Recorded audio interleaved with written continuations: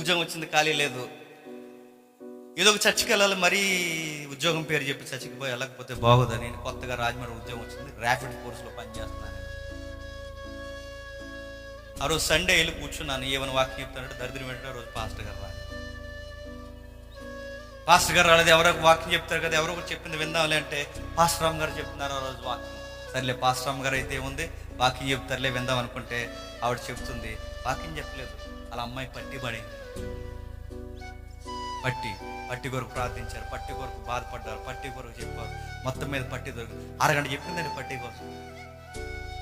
పట్టి చెప్పింది. ఆ పట్టి కోసం చెప్పి నమ్మిన వారిని దేవుడు వమ్ము చేయడానికి చివరికి రెఫరెన్స్ తగిలించి ముగించేసింది. ఇప్పుడు ప్రసంగం అంతా అయిపోయింది.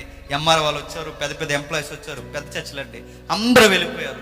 ఇంటికి వెళ్ళిపోయిన తర్వాత ఈ రోజు చర్చిలో ఏం చెప్పారంటే మా తలకాయ ఏం చెప్పారు పట్టి కోసం చెప్పారు.